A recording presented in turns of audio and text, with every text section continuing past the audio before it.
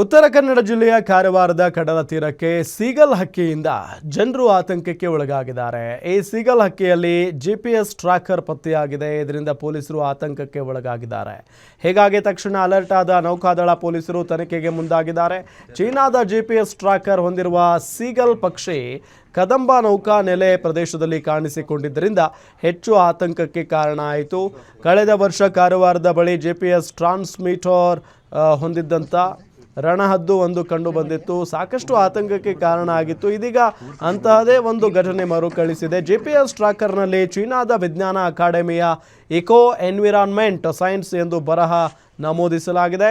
Seagull ಹಕ್ಕಿಗಳ ಚಲನವಲನ, ಅವುಗಳ ಆಹಾರ ಪದ್ಧತಿ ಹಾಗೂ ವಲಸೆ ಸಮೀಕ್ಷೆಗೆ GPS ಟ್ರ್ಯಾಕರ್ ಅಳವಡಿಸಲಾಗಿದೆ ಎನ್ನಲಾಗ್ತಾ ಇದೆ.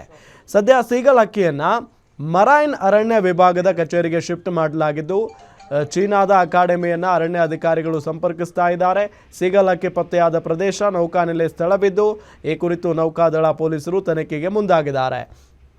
ಕಾರವಾರ ನೌಕಾನೆಲೆಗೆ ಹಾರಿ ಬಂದ ಸೀಗಲ್ ಹಕ್ಕಿಯಲ್ಲಿ ಚೀನಾದ GPS ಟ್ರ್ಯಾಕರ್ ಪತ್ತೆ. ಚೀನಾದ GPS ಕಂಡು ಪೊಲೀಸ್ನವರು ದಂಗಾಗಿದ್ದಾರೆ.